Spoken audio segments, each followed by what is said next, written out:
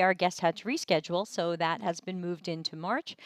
I was going to do office hours, ask me anything now, and actually in about 45 minutes, but I haven't been feeling well today, so I wanted to do office hours, ask me anything now, so that we can get it out of the way. And I'm just going to kind of lay in bed a little bit.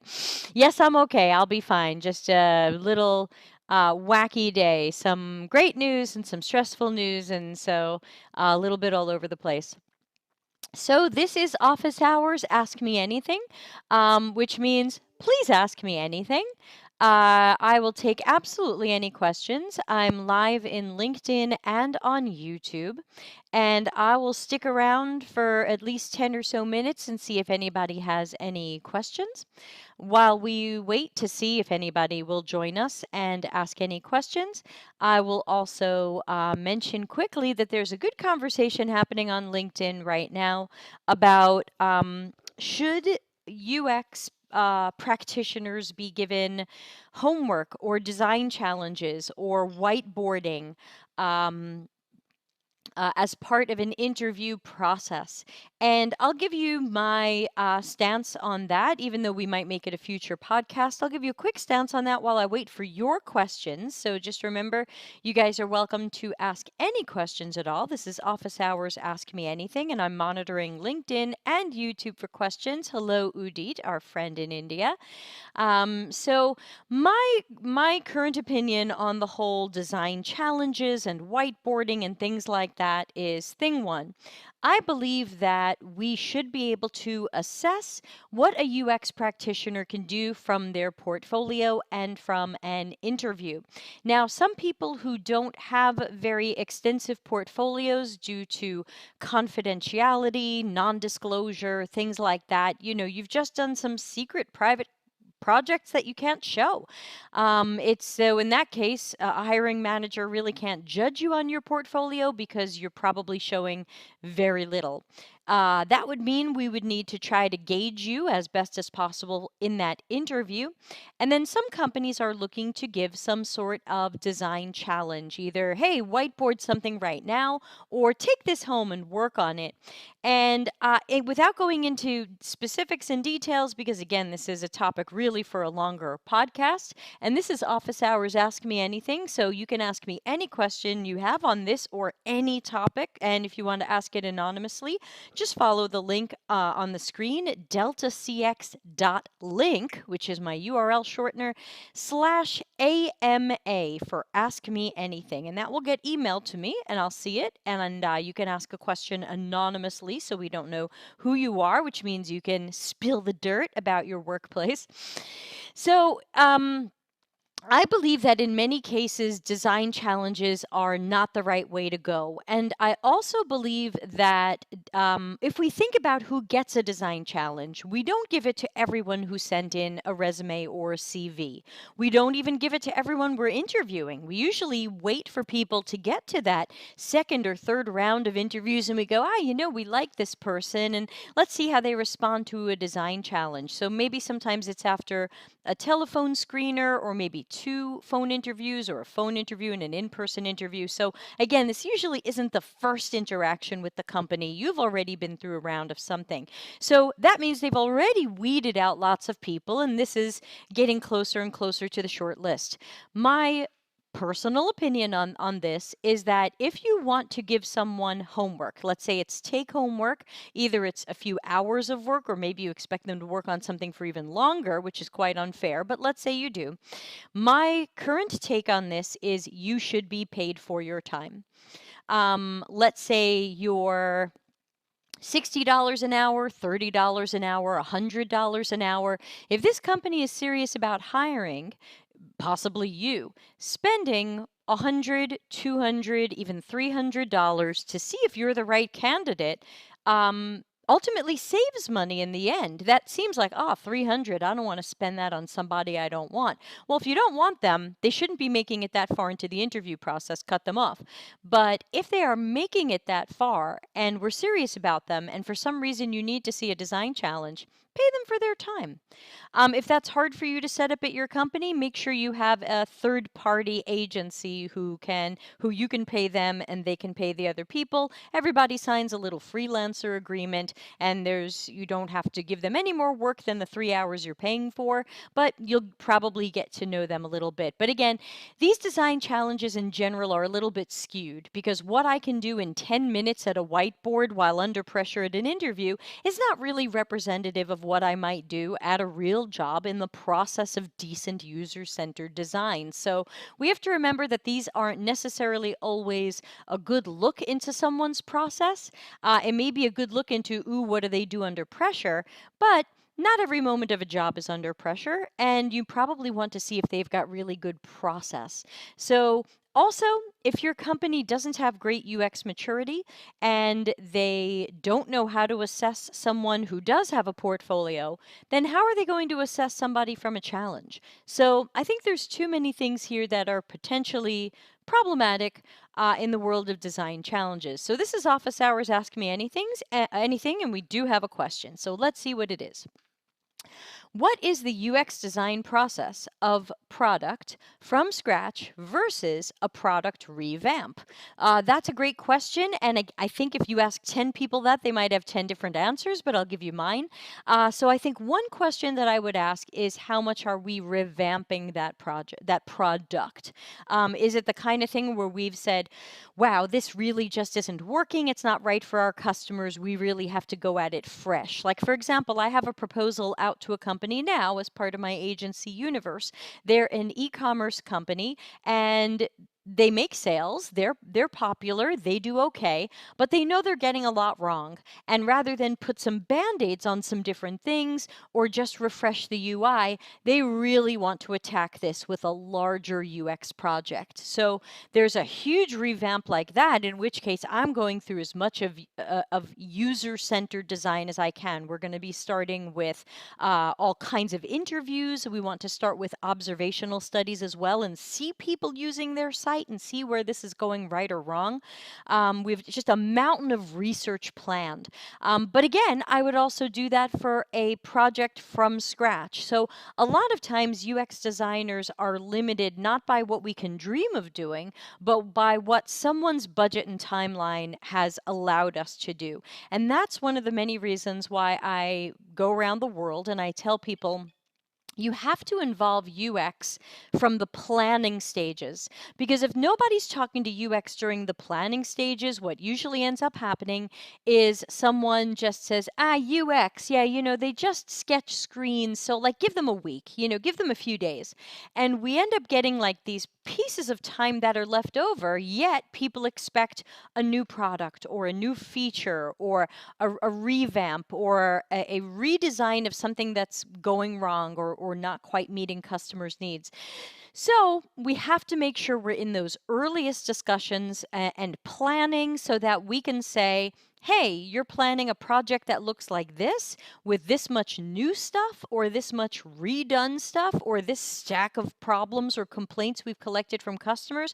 Okay, to do a good job in UX, here's what we're going to do and here's the time that we need. So I'm really calling for, and we've got a question from Tanya, so I'm going to address that next.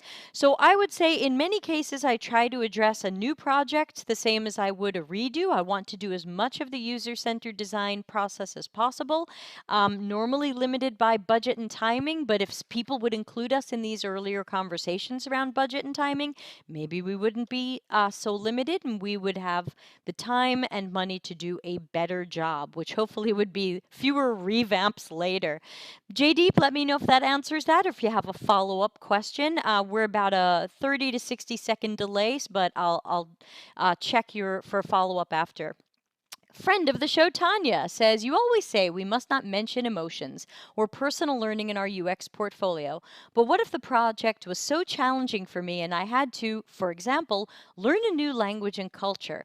How can I add that to the portfolio without being personal? What a super question. And Tanya's evidently been listening to some of my other stuff about portfolios. And to catch you guys up on what Tanya's talking about, and Tanya, I'm sorry, I'm assuming you're female, so I'm giving you female pronouns, but I honestly don't know. I'm sorry.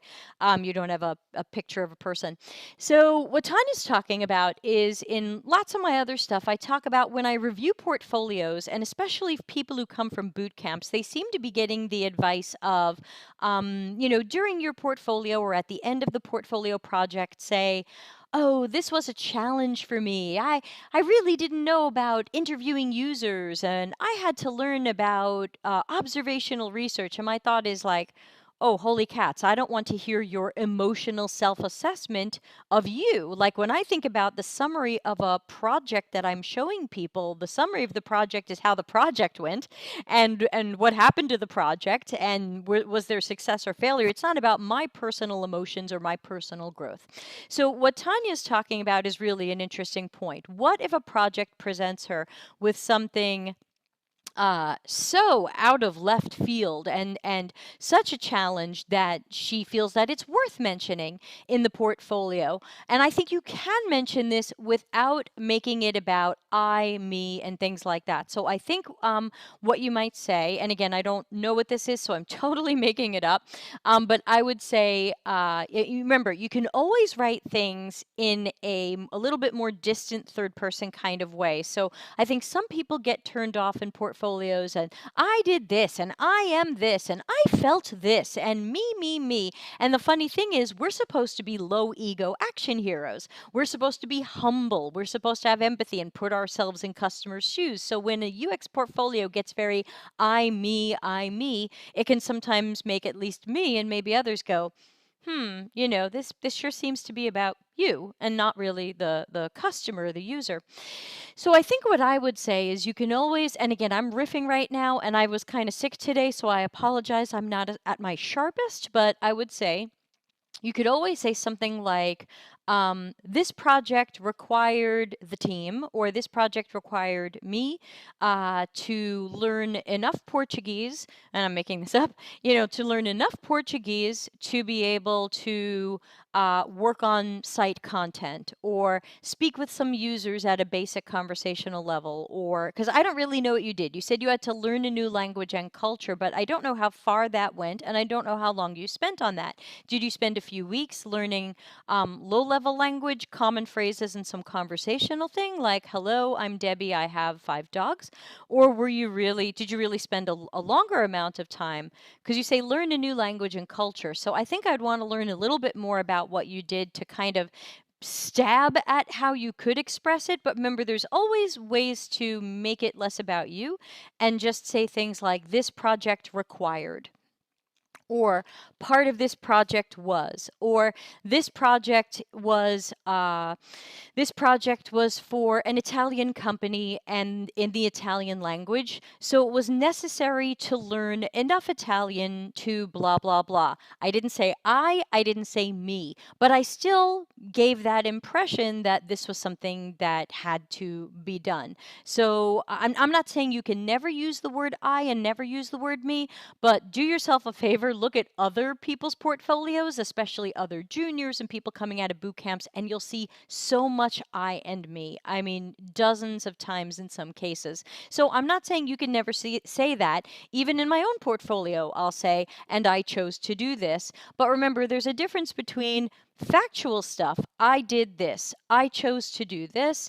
I designed this. That's still a sentence with I, but it's really project focused versus the things that I'm sometimes complaining about, the emotions and the personal learning is, I found this project really hard because I had to learn a new language. Well, that may be true. And whatever you did, it sounds like you did something amazing. So you definitely get credit. But I can't tell what I'm supposed to take away from that sentence. Are you angry? Are you proud? Are you complaining? Why is this about you? So I'm trying to get people away from some of the emotional self-assessment of how you felt about the project and where it personally challenged you, because I always imagine a portfolio project to be you standing up at a job, giving a presentation about this project that your team has done. And if you were standing up in front of people at work whose respect you hoped to earn and keep, you probably wouldn't then say, and I found this project kind of hard because I had to learn a language. Well, it's like, Well, hey, we all struggle with something. So, Tanya, tell me if I'm on the right track and if this is helpful. Again, I'm not 100% today. I'm not feeling fantastic. But let me know if this is going in the right direction or if you have a follow-up question. I think it's a great question, and hopefully this helps make more sense about what I was saying before. I'm going to check for LinkedIn. Good friend of the show says, Macron says, many times my first deliverable as UX being it ends up being an Excel file. Confused folks before. Yeah, why are you delivering an Excel file? What was that? I would love to know. Um, so don't forget, this is Office Hours Ask Me Anything. You can ask me anything. Please do subscribe on YouTube. I've made a short URL at deltacx.tv. Welcome to Delta CX TV. Macron said, Macron, you've got Oz here, a very good friend of the show who I hope to get on a podcast at some point. And he says, yay, Excel. And we know how he feels. So, Maria Elena, another friend of the show, hello, Maria Elena, she says, hello, I was reading a case study about a B2B to C campaign. The company didn't have the time to design custom landing pages, although for campaign reasons, they used different creatives and ads for each persona. Okay, so my impression so far is maybe there was one or two templates, all the landing pages fit those templates, and the content was different based on the target audience. You can tell me if I'm right or wrong there. In general, they had a main call to action, CTA, for B2C, and a text link CTA below for B2B. I know, there's no right or wrong, but when you are a B2B to C company, you have to be more prepared, right? Hashtag segmentation freak. Oh, Marilena, this is a tough one. I almost want to invite you onto the show right now so you can talk to me about this. What do you think? Because I'm not totally sure I understand. Tanya says, thank you, perfect answer. Macron says, Excel file with information structures. Whoa. So trying to make sense of Marilena's question. So it sounds like this company has business customers and consumer customers, and they're trying to reach both of them on the same landing pages. Because when you talked about segmentation and you talked about different landing pages, I thought maybe one landing page was for this group of business customers, and one landing page was for this group of consumer customers, and there might be Google ads or other things that land people in the right place.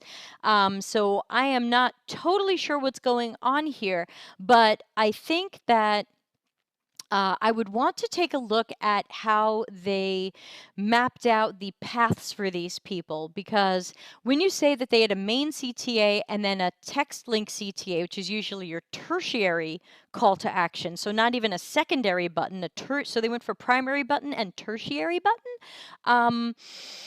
I don't know. I would kind of have to see this. I have worked at marketing agencies. I have done landing pages before, so I feel you here. And may not be as much of a marketing expert as you, but I would love to know a little bit more. And I guess my crazy question is, would you like to appear live on my show right now? Because I'm playing with a new system where you can come in with your video and your voice, because I need to know more. What is your question? You say you have to be more prepared, more prepared for what? Do you mean more prepared by having all possible links on all the landing pages, or more prepared by having better kind of segmented and targeted landing pages and making sure the right people see that? So, Maria Elena, I'm not sure what you mean.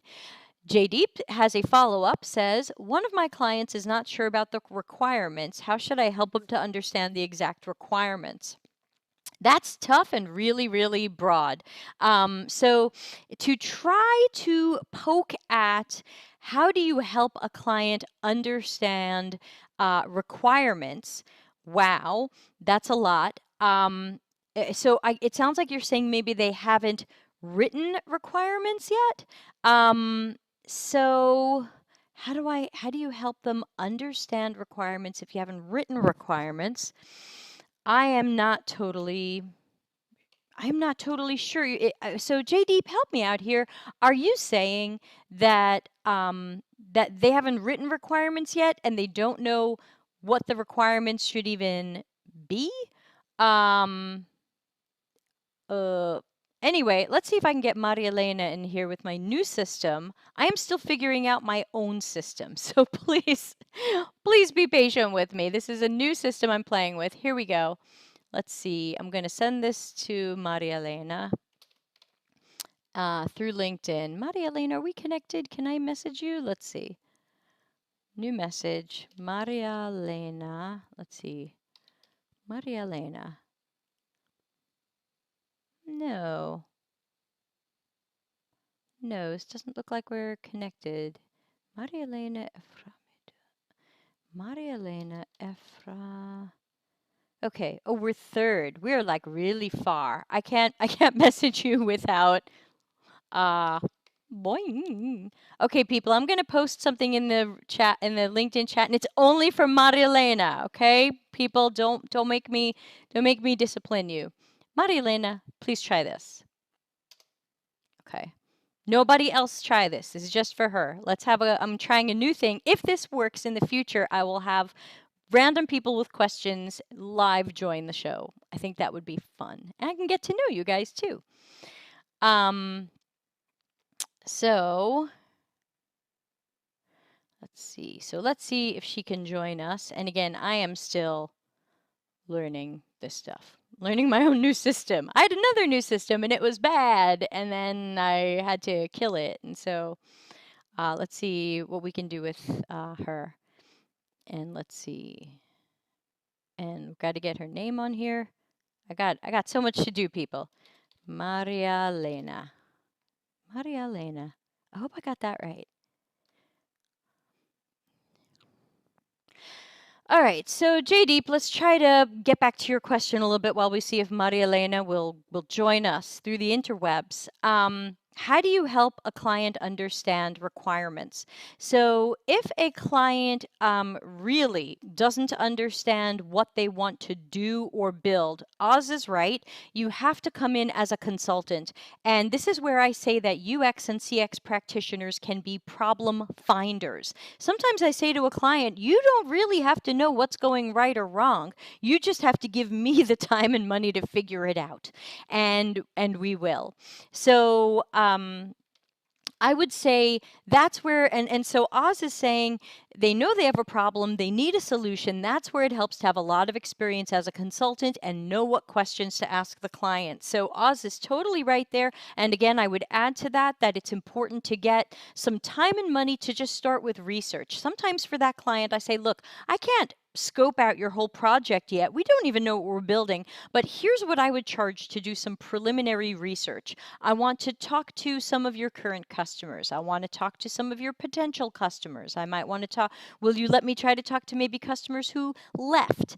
Let me also talk to your customer support team and find out what some common problems and questions are. I want to talk to your salespeople and see when can they sell this and when can't they sell this. So I would normally kind of map out a research project, a pretty deep research project, maybe 3 or 4 weeks, and say, by the end of this, as a UX expert, I'm hopefully going to know what is going right and what is going wrong here, and be able to then say, aha, here is a proposal for what it's going to take to fix it. I don't necessarily tell them what it's going to take to fix it. They haven't paid for that yet, but I would encourage a client to not write requirements until we better understand problems, pain points, and the customers or target audiences.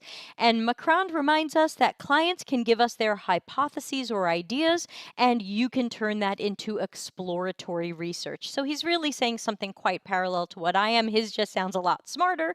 And so think about that as well. I think the key here, whether you hear from Macron or Oz or me or other people, I think the common theme here is exploratory research. The idea of charging people, proposing a project to research stuff. And I've done that. And sometimes the client has said to me, what, X $1,000 just to learn more about this and do research? I can ask people questions. I don't need you. Okay, bye. Let me know how that goes. So remember, not every client is going to respond to you as well as they should, but always remember that you are the consultant. As soon as you start taking orders, you will be treated as an order taker. You will be treated as a pair of hands. You might even be treated as replaceable. So these are the things that I see time and time again from people who want to be that consultant or that agency, and they accidentally give up their own power. Well, what do you want to do? What do you think the problem is? Hey, let's just do a little design thinking. You don't want to do anything that makes it look like you don't know what you're doing. You've got to do some serious, deep research here. This is Office Hours Ask Me Anything. I'm trying to see if Marilena can join us live to ask us her question a little bit more. We've got 3 people on YouTube and we've got 16 on LinkedIn. So Office Hours Ask Me Anything. I started early, so please forgive me a little bit. I wasn't feeling well earlier today, so I'm not sharp. Hey, I see a Marilena in my system. Marilena, let me turn on your audio and see if I can hear you. Can I hear you? Yes, of course. There's a little bit of delay right now. Yes. So make sure you mute. Make sure you mute what's going on in LinkedIn and all that, and then I will attempt to bring you in live, and we can talk. Are you ready? Okay, yeah. Okay, let me see what buttons I have to press in my new system. Give me a moment. Hey, Almost. Almost. Okay, hold on. Let's see. great. And me in a tiny box on the side. Friend of the show, Marilena. Nice to meet you. So, Nice to meet you too. are you in Greece? So, yes, I'm in Greece, in Thessaloniki. Oh, did I meet you when I spoke in Thessaloniki? No, unfortunately, no, I wasn't there. I'm so sorry. Okay, that was a great event. Go to David if you can. So, tell me Great. about your story. You work, I think, in marketing. So tell me your story and your question. Okay, my story is that I'm already 2 years in digital marketing. I on Facebook, Google Ads, YouTube, LinkedIn, everywhere. So I'm like campaign freak. I'm reading all the time campaigns. I'm trying to understand the conversion flow and everything. And I was reading about B2B because this is my specialization. Okay. And there was a fabricator on shoes that is also a retailer. So they were trying to go to retail about a new customized shoes, but also they was wanted to find new stores. So they create a campaign that was both about retail B2C and also for B2B. And they have the same landing page without any difference. One landing page for different audience. And I was freaking out because I really believe that is not correct. Okay. Okay, I can offer an opinion on that now that I understand it better. Thank you for that. So I think what I Thank you. would do, first of all, you're right. If you are segmenting stuff and if you've got Google Ads or other things set up where you can drive more specific traffic to either the shoe stores or the supplier side or the retail customer side, then yeah, you don't need a web page that tries to pretend that the audience is everybody. If you are going to build a web page that imagines the audience is everybody, I just try to tell people what you might want to do. And again, this doesn't always work, but it's something to consider. Is you use that page to create paths. So you might say, suppliers and shoe stores, click here, or shoppers and shopper, whatever's the right word for the people, the consumers. Shoe Okay, shoppers, so click you create here. a general landing page with two CTAs. Is it correct? Is it correct to have two CTAs that combines two different audience? Because sometimes maybe it's merged. I can understand that. When you're talking about Facebook specifically, the Right. audience is enormous, so you cannot have the perfect target audience. Right. So, right. If they're just casting a net at Facebook, then we don't know what we're getting. We don't know if we're getting the shoe stores or we don't know if we're getting the shoe buyers. And so, so I can see how they would want a page that appeals to everybody. And again, normally what I do there is I might, the calls to action are sometimes a little small and it's hard to get as many words in them as I want because I want it to be really clear that if you're a store or a certain type of company, you're clicking here. And if you're a, whatever we're going to call this person, a shopper, you know, Yeah. shoe wearer, click here. So I would have to see this. Obviously, this is hard because we always hope in marketing that, especially with our metrics and the things we're trying to check, that we can have a landing page that is just for the B2B and a landing page that is just for the B2C. And we've managed to run the right campaigns that get them there. Because even if you're sending stuff to Facebook, what if the Facebook campaign said, um, shoe stores, summer is coming? And our new line of custom shoes will be great for your stores and websites to carry. Click here to learn more. And then they go to a landing page that is really just B2B. So I'm curious why the campaigns more at that social media level didn't get better segmented, if that makes sense. Yes, exactly. Because then we don't have to have a I page was that's just trying to juggle all the possibilities. Exactly. Okay, that was my main. So you start from the awareness stage. You have to be very clear about your message in order to trigger the right audience, in order to landing in the best as you can landing page with a great UX as you can design. Yeah, and what I normally do is if my landing page is going to have, I mean, it always has a header and it might have some navigation or some buttons up in the header.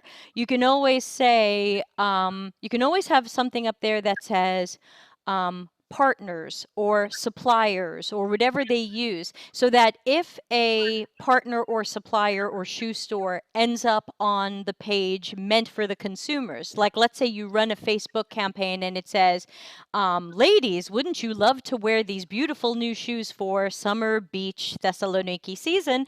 And then a shoe store ends up going to that page.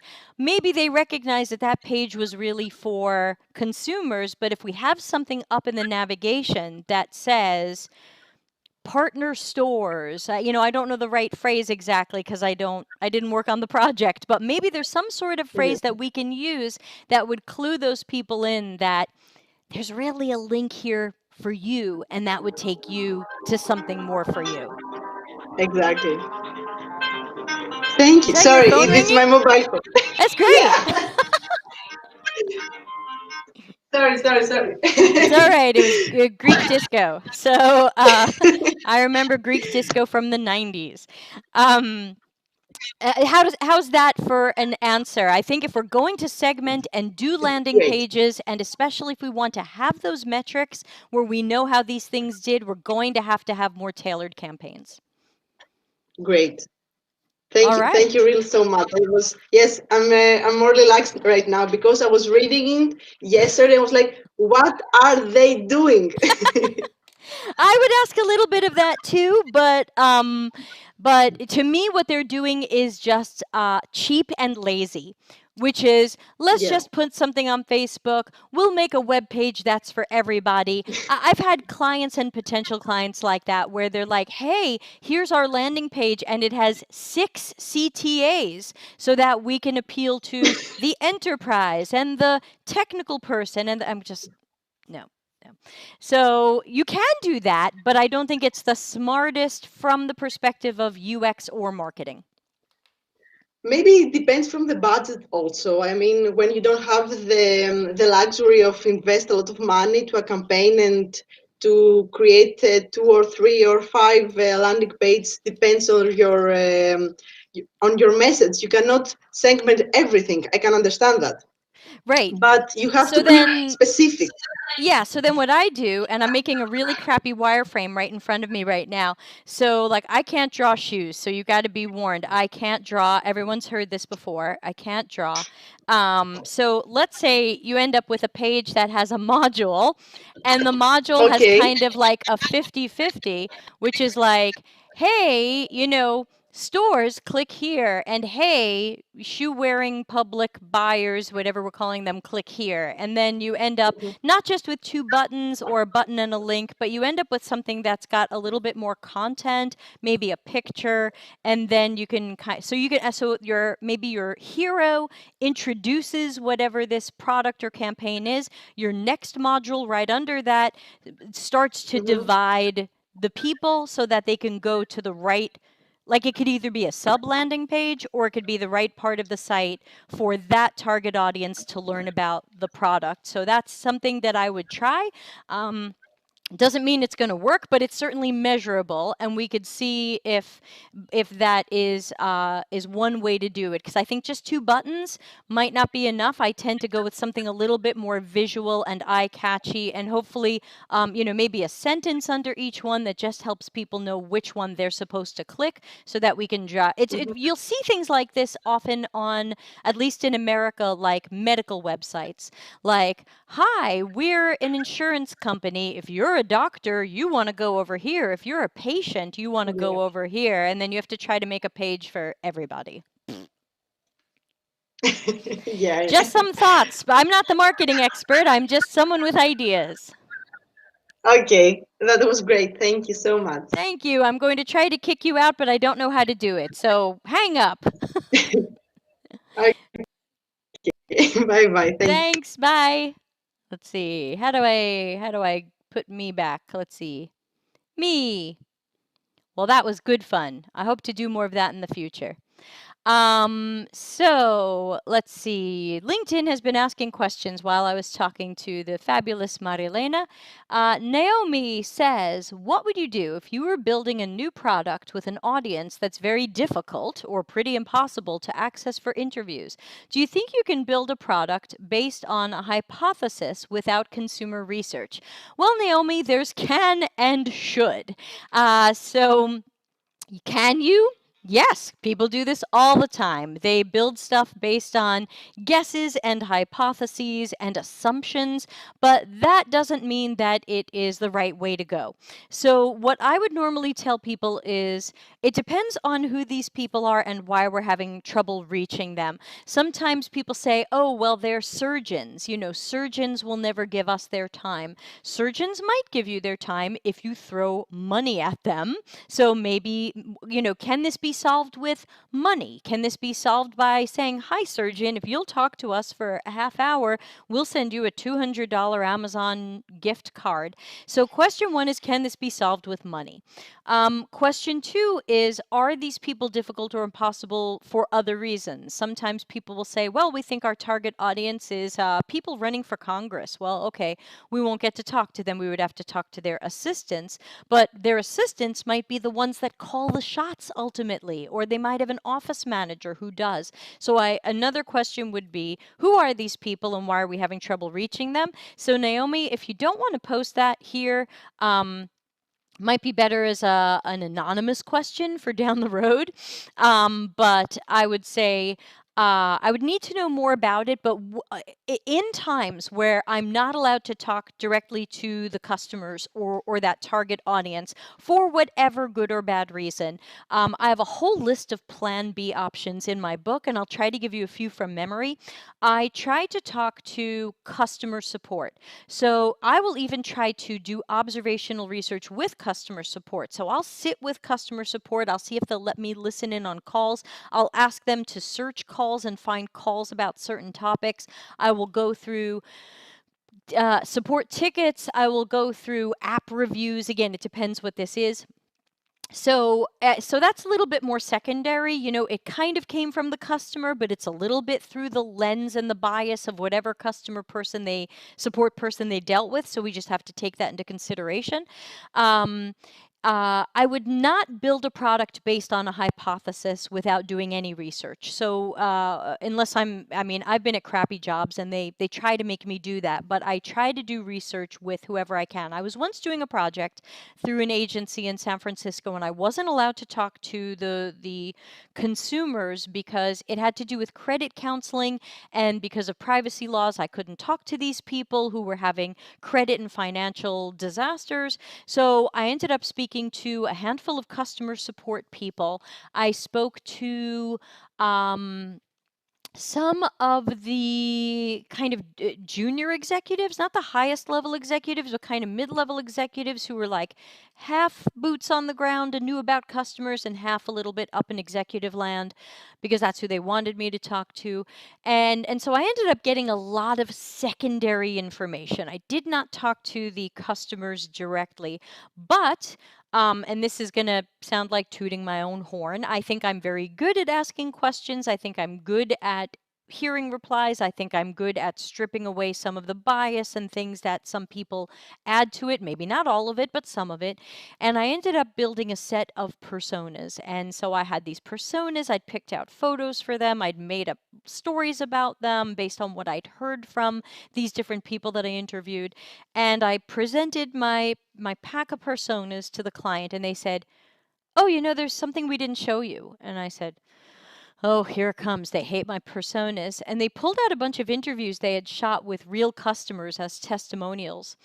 And I pretty much started crying because the personas that I had created, so these real people are telling their stories in these interviews.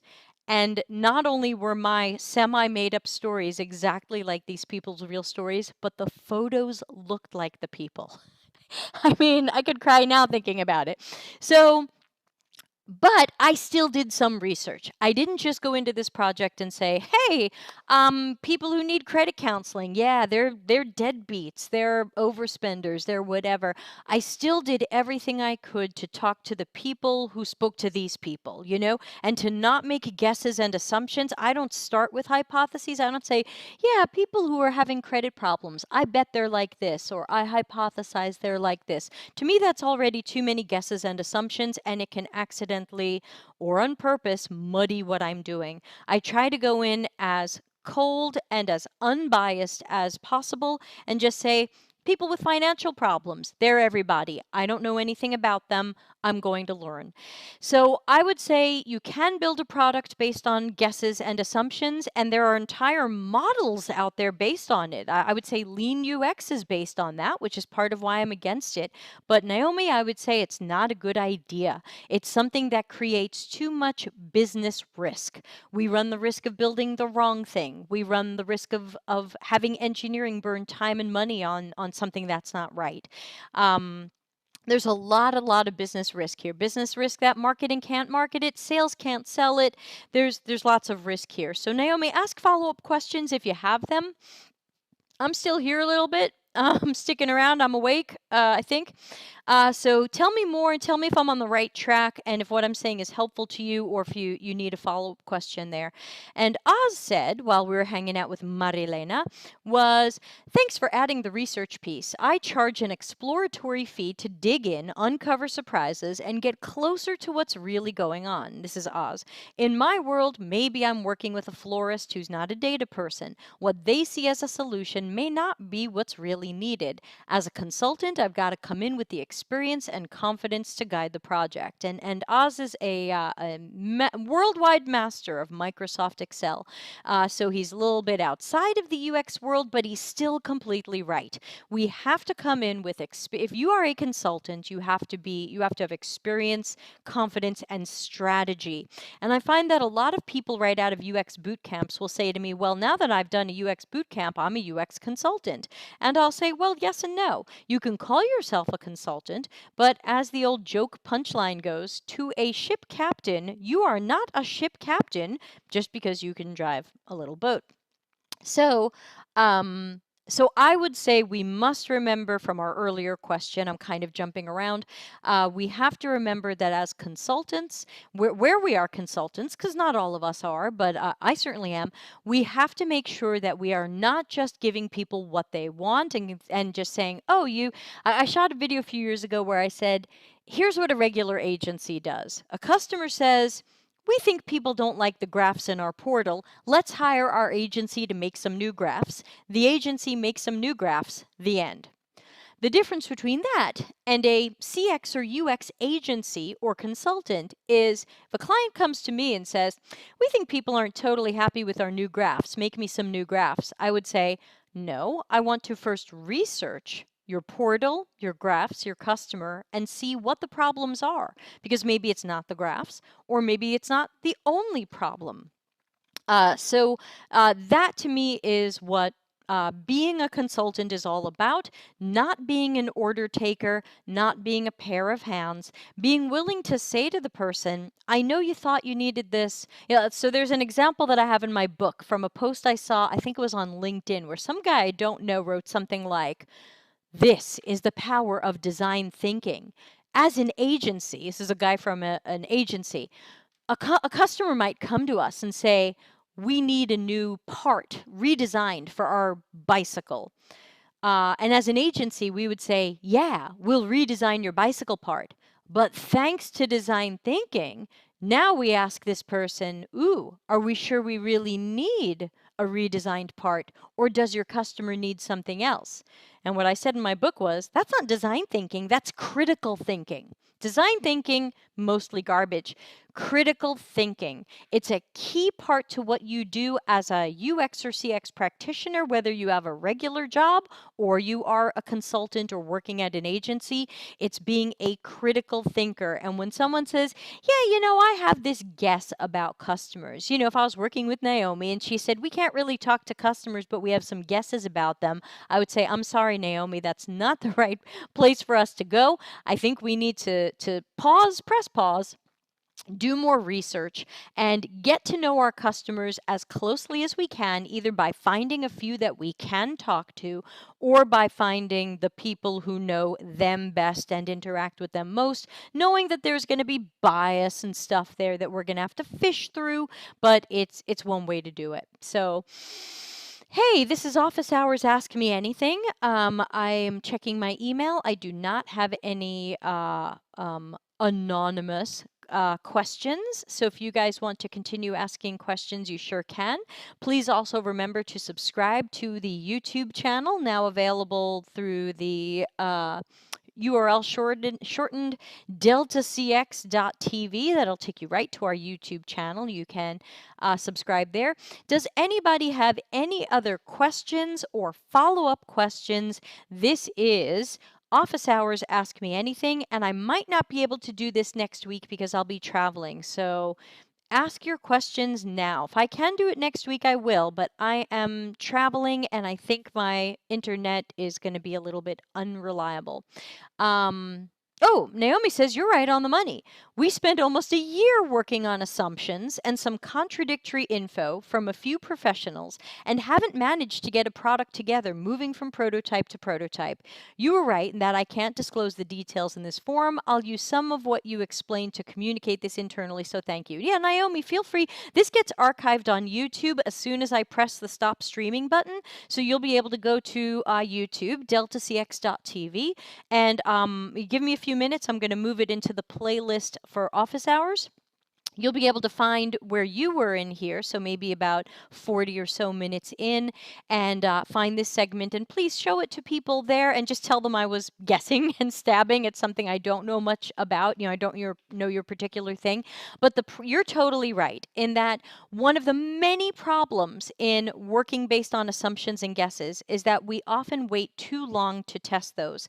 It's great if you're working with UX prototypes, where, like I work in Axure, and you can be like, oh, axe your prototype, show it to some customers, sucks, redo it. Axe your prototype, show it to more customers, sucks, redo it. You should be able to iterate more quickly. But depending upon what you are working on and what industry you're in, and I didn't click on your LinkedIn profile to see what that is, maybe there are longer cycles here. But if you are waiting to code a prototype with engineering, that could also be what's slowing you down. If this is something that can be UX prototyped through something like Axure, that might save some time. If it has to be coded, it has to be coded, and I get that. But if you are not talking to people and if you are not deeply learning about these customers and who they are and what they need, you are probably headed in the wrong direction. I had a potential client last year. And Naomi, this is public. You're welcome to show your coworkers this. They wanted to invent a new medical device. So they had an idea to invent a medical device to try to solve a certain problem. That's all I can tell you. And when I spoke to them about doing research and what we should ask customers, all of their questions were really crappy and really skewed and were not going to give us the right information. So remember, not only is it about finding the right people, but it's also about finding the right questions. And that's why I always tell people, no matter how smart the people at your company are, please have UX or CX research done by someone who is a specialist or subspecialist in UX or CX research. Don't hand it to marketing to send out a survey. Don't hand it to somebody who just likes to do these things and thinks they're good fun. Don't hand it to a design sprint. Get a real senior level or higher UX researcher. Why? Because this is mission critical. Because you've wasted a year already on circling and mystery. Bring in the big guns. Get this done. Obviously, if there's anything my company can do, let me know. Yes, I sign NDAs, sent one out today, but that's going to be ultimately the problem. And if you build what people guess, if that client, I ended up not working with that client because what they wanted to ask customers really made no sense. And when I wrote better questions, they were like, we don't need you. We know how to ask questions. Fine. Good luck. There's a lot of moving pieces here, but ultimately I would say, especially when you say working on assumptions and contradictory info from a few professionals, this sounds like we really didn't ask the right people the right things. And is there any way to find some of that target audience, even if we have to pay for those people's time? Like, again, people go, oh, I can't talk to a surgeon. They'll never make time for me. Oh, they will if you throw $500 at them. Hey, can I talk to you for 40 minutes? We'll give you $500. Oh, yeah, that might happen. So can you make this happen? Let me know. If you want to talk to me more about it, I'll sign an NDA. We'll talk about it. Oz is back. I'm always happy when Oz posts. That's why I want to do a podcast with you. You've got so many great thoughts and questions, and you come at things from the not UX world. So I love that. Non-UX question, Oz says, I woke up to a request to partner with a marketing agency. Now, I haven't read the rest of this question yet, but I'm guessing that they need you more than you need them. At this moment, I despise marketing agencies because of their slimy surveillance methods. The project looks fascinating, but I can't see myself working with them. I wonder how to reply to them and decline. Well, thing one, you may just have done that. I would say, well, first of all, if you are against the marketing industry in general because of their practices and you wouldn't accept this job no matter what, like if is there some chance that this particular job or relationship or whatever isn't in the evil realm, or is it just too evil an industry for you to consider? So I'm not too sure there. And also, request to partner, I'm not sure what this means, because whenever somebody tells me they want to partner with me, they're always hoping I send them work. And they almost never have anything for me. So I would have to say, Oz, what would be in it for you? And again, you might not want to put it here where we're talking about it publicly. You and I are friends. You can always contact me outside of this realm when we can talk about it. But I think there are many ways to politely decline, depending upon what you want to say. There's the quite simple, at this time, I've chosen not to work with marketing agencies as they're not a match to my whatevers. I mean, you are a wordsmith. I trust you to come up with something. You can say that. You could try to say something that leaves the door half open. Thank you for your interest in partnering with me. Unfortunately, this year I'm already too busy to consider such a partnership due to my speaking schedule, travel schedule, and course recording schedule. Then, you left the door open for the future and you just said too busy for now. So, I would say, Oz, it really depends on how much you want to close a door and what you want to say. But if you want to talk to me about this, just throw something in my calendar. Let's talk. I've been going for 53 minutes and I'm somehow still awake. We've got 5 people in YouTube and right now 16 in LinkedIn. Thank you to everybody who's joined me for Office Hours Ask Me Anything, though I started early because I'm not feeling well today. And I'm just gonna go lay in bed, I think. It's 6 p.m. here in Italy. And as of tomorrow night, I'll be flying to the US. So good luck to me. That always takes at least 24 hours. But this is Office Hours Ask Me Anything, and I'm not sure I'll be able to do this next week. So if you have questions, please ask them now. You can use the link below to ask an anonymous question if you want to talk about something that might be a little bit sensitive to your job, but you don't want yourself personally identified or your job identified and things like that. So I do answer these questions as I see them. So if you send me that question now, I'll probably answer it in the next office hours. And all of the office hours are archived on YouTube in the playlist that says Office Hours Ask Me Anything. So you can always find these anytime you want in the YouTube channel only. Yes, LinkedIn will leave this as a post, but thanks to the algorithm, you'll never see it again. So that's why I suggest subscribing on YouTube, which you can now do with my handy URL, deltacx.tv. Will send you straight to our YouTube channel. Surprise. I bought that yesterday. So please subscribe and click the bell so that you'll know when we're live and when I've put up some new videos. I've got a few more minutes. If anybody has a question or a follow-up question, I'm happy to take that now.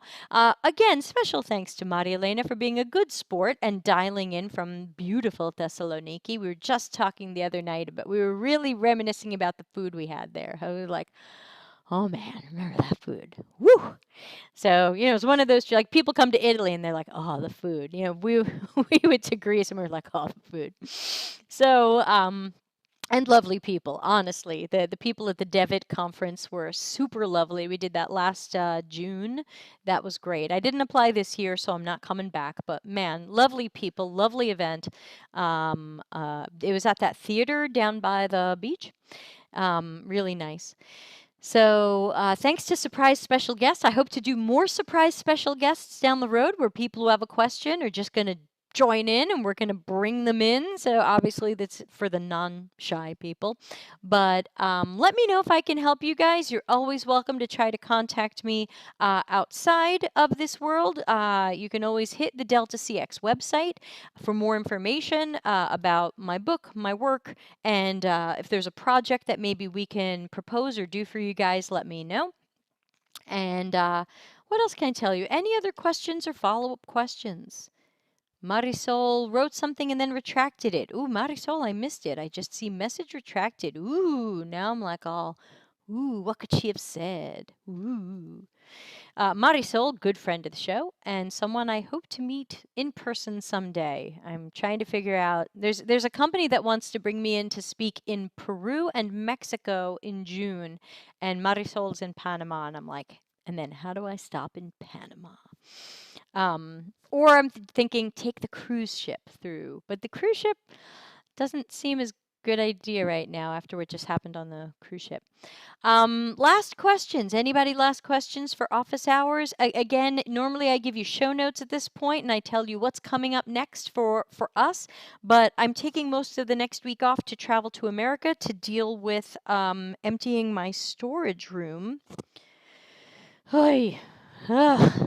Help. But I will be doing our next podcast is scheduled for next Thursday, February 27. We're going to do a great podcast with the super awesome Michelle Ronson, superstar. She was a guest in episode 3 when we talked about mentoring, and she is coming back, and she will be talking about planning UX testing, because one day in this format, one of you guys asked me about planning UX testing, and I didn't have the right answer at the time. So we were going to do a whole podcast about that. Obviously, we can't cover everything about UX testing and everything about planning it, but we'll get through as much as we can. Thank you, Makrand. Udit says, hey, Debbie, is it a good idea to include stakeholders to show what users do during usability testing? I think it's great for stakeholders to either observe usability testing or watch videos of it later. You don't want them in the room because you don't want them influencing the testing, and people doing testing don't want to be watched by too many people. But if you have a lab set up where there's a what we call a one-way mirror where they can be viewing those people, or if you're videoing the testing, either in-person testing or unmoderated testing, like I use Userlytics. They're not a sponsor. They don't pay me to say that. I paid them. I love to take video clips from that stuff and make sure it's part of my report. I like my reports to have words and bullet points and information, but also, if possible, quotes and videos. If a stakeholder can watch this stuff live and again be out of sight to the participant and not possibly, because it's really easy for someone to skew user testing from faces they make. I do that in one of the talks that I give. I say, like, okay, you're doing user testing. I'm standing there and I do this. Well, all of a sudden, you get the feeling you're doing something wrong. Or if a stakeholder goes, well, they're just breathing, but that's going to say something to the person taking the test. So when people are observing, just make sure those observers are through the glass or on the other side of video or something, so that they're not possibly skewing or putting pressure on those participants. That is the short answer, but hopefully that helped you a little bit, because we're running out of time here for that. Marisol says it would take too long to type, but basically how to interview a graphic designer to know if they would be good for UX. I know empathy and stuff, but I can't expect them to know about UX research. Marisol, we can definitely talk about this privately, since I'm just going to sign off here soon.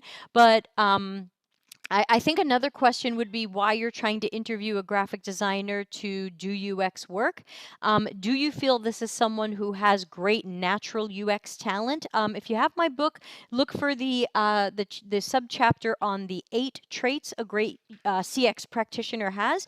Do they have those traits? Do they look like they would be good for UX work? Or are you just struggling to get people into jobs and you're hoping this graphic designer can be pulled in, or they won't open up a job, or they won't open it up to a freelancer? Because obviously, as much as possible, I would want to see you bringing in freelancers, contractors, or full-timers who are great at UX, because I know sometimes, you have mentioned that you don't necessarily have the largest UX team there. So I think you need more real UX practitioners and probably fewer people you're trying to retrofit.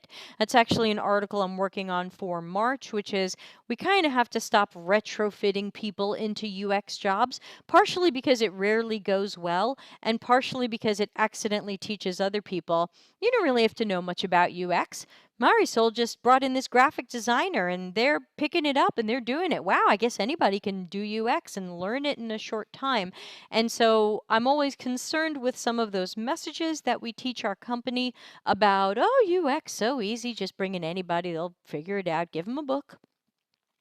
And thank you, Macron, saying take care of your health. Yeah, I just ended up with, I'm going to say this and you guys are welcome to laugh at me, but hopefully some of you are like me and will get it. How many people here are super high empathy? And I mean the original definition of empathy. I was doing some work this morning and all of a sudden I got the craziest stress headache, like one I hadn't seen since 1995. I was like seeing spots and like I couldn't see out of one eye, and I was having a great day and I was enjoying my work and I was listening to great music and I've had a good week and like I can't really complain. And all of a sudden I just had this monster stress headache. I felt like someone was trying to saw my head down the middle. And I ran and took some stuff for it, but I was like, this is really out of the blue for me. Like I don't get it. And then I got an email from this really lovely, wonderful, smart woman that I've been UX coaching, and she's like, I just got fired. And I was like, I'm like, no wonder I'm completely stressed out. So, empathy, anybody? Do any of you have this? I know some people are like, uh-oh, Debbie's woo-woo. She's off the charts. Next, she's going to say astrology. No, I'm not into astrology. No, I'm not into spiritual things. But once in a while, I have an ability to pick up other people's experiences and feelings. I can't explain it. Uh, Marisol says no UX designers in Panama. Marisol, bring in freelancers. If you can get permission for people to be remote, you have the whole rest of the world open to you. Maybe that's what you should push for instead of squeezing people into these jobs. Can you push for the allowing remote? The chances are your company is using remote developers, remote QA, remote all kinds of other things. Get remote UX on there. Marisol, you and I have to keep talking. Is anybody else high empathy like me where you pick up other people's stuff and you just feel it? I deal with that sometimes. Is it just me? Anyone comment? I'm alone. It's just me and you all think I'm weird. Well, maybe.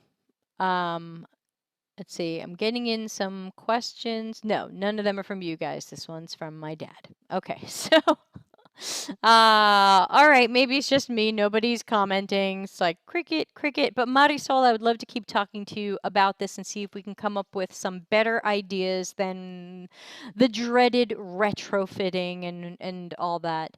Macron has some ideas. Yeah, Marisol, I would say step one is to allow for remote. Once you allow for remote, the world is open to you. And maybe that's what you have to explain to your managers, that there just aren't a lot of good UX or senior or whatever you need UX designers in Panama who can show up to the office. But this is huge all over the world, and there are many talented people at different levels looking for jobs who would be on the ball and right with you and able to work remotely. And I believe you can do almost all of a UX job remotely other than observational research. If they're not doing that, then who cares where they are? They could be with Macron in India, they can be with me in Italy, they can be anywhere. So I would push for that. Oh, Naomi says you're not alone. Thank you, Naomi. Oh.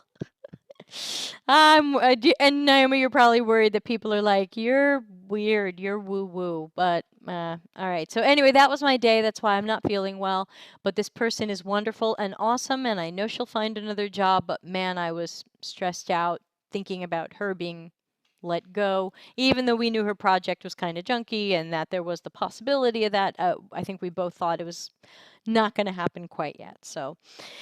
That's all. I will be fine. My health is fine, just a little stressy, and dealing with the emptying out of my storage room has some weird stress attached to it. But hey, I'm not paying you guys for the therapy hour. I'm here for you. I'm here for you guys. So everybody have a great Tuesday or whatever day it is, because I've lost track. I will be traveling a lot for the next week. If you don't see me very much on LinkedIn, don't take it personally. But if you need my help, please reach out to me.